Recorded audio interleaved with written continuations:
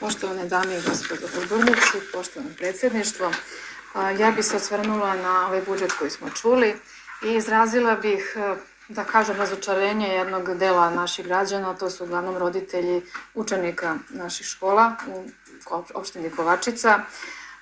Na prethodnoj sednici smo razgovarali, odnosno ja sam iznala predlog o inicijativi za besplatne udžbenike. Mi znamo da veliki broj građana naših opštine živi na samoj granici siromaštva, znači ima mnogo ljudi koji imaju zaista problem da obezbede svoje udžbenike. Ja ne vidim da je ovaj budžet predvideo bilo šta slično vezano za nabavku, kao što sam razgovarala i sa predsjednikom opštine prošli put. On je čak delovao u jednom trenutku da je izrazio interesovanje za ovu temu, što pohvaljujem i podržavam, ali htjela bih samo da kažem, u slučaju da je moguće uvesti neke izmene i neke dopune u ovom budžetu, da se predvidi, znači ta situacija da je osnovno obrazovanje u Republici Srbije obavezno, a tvrdi se i da je besplatno. Ali ako roditelji treba recimo u 5. razredu da izdvoje 20.000 dinara samo za jedno dete, za komplet udžbenika, da ne pričamo o metalofonu, o priboru za likovno i tako dalje, to izađe i na 30.000, znači samo za jedno dete. Nemojmo se praviti da to nije bitno, znači zaista je važna tema. Ako bismo uzimali najpovoljnije udžbenike i komplete, znači najpovoljniji udžbenici bi izašli u opštinu 2.500 dinara od 1. do 4. razreda. Ukoliko se odlučite za najskuplju varijantu koju uzimaju škole, koje škole biraju iz jako sumnjivih razloga, gde imate monopol na tržištu udžbenika i tako dalje, znači umesto 2.500 od 1. do 4. biste izdvojili 10.000 za jedan komplet udžbenika. Znači, ako biste uzeli tu skuplju i najskuplju varijantu, da opština obezbedi svojim đacima. Što se tiče učenika i udžbenika od 5. do 8. razreda, najpovoljnija varijanta bi bila 5.000 dinara po kompletu.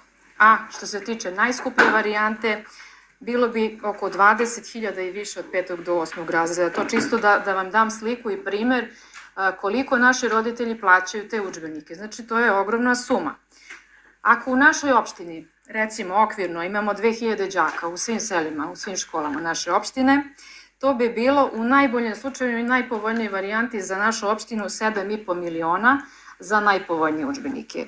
U slučaju da uzimate, odnosno da rešite nekada da uzmete ove najskuplje koje škole preporučuju, kažem, ali vrlo su upitni ti razlozi zbog kojih baš te udžbenike biraju, to bi bilo 30 miliona. Znači, uporedite 7,5 miliona i 30 miliona za sve đake, za sve osnovce naše opštine. Isto tako pričali smo prošli put da nije uopšte predlog da se odmah u prvoj godini uzmu udžbenici za sve đake. Možemo da krenemo od 1. razreda, znači da se samo nabavi za sve prvake. Ja mislim da bi to bio jako dobar potez ove vlasti i da bi dobili čak i vrlo dobre reakcije za to. Bismo u stvari da uzmemo za prvake, te knjige bi se na kraju školske godine vraćale, sve one koje su u ispravnom stanju, a onda bi se samo dokupljavale ove koje su oštećene. Znači, tu bi bilo jako mnogo uštede i za roditelje i za škole. Takođe, neki đaci dobijaju besplatne udžbenike od države, ali i tu postoji problem. Imamo mnogo kategorija socijalnih koje dobijaju besplatne udžbenike od države, ali često ti udžbenici kasne, dođu kasno tek u novembru, decembru. Ta deca od septembra do novembra nemaju udžbenike, onda dobiju, ali dobiju nepotpuni komplet udžbenika. I onda opet moraju... Dobro, hvala. Takođe, moguće je da se opština poveže sa lokalnim preduzetnicima i sa regionalnim preduzetnicima i da onda čak i za opštinu to izađe manje. Znači da se udružite, to se radi u drugim opštinama. Evo sada je grad Subotica, ceo grad za sve škole nabavio besplatne udžbenike. Sremska Mitrovica, isto tako. Opština Arilje takođe su sklopili ugovor za te udžbenike. Tako da, mislim, nije to neka naučna fantastika sad za nas, da mi to ne možemo, nego je pitanje da li hoćemo, da li postoji neka volja i želja za time ili ne postoji.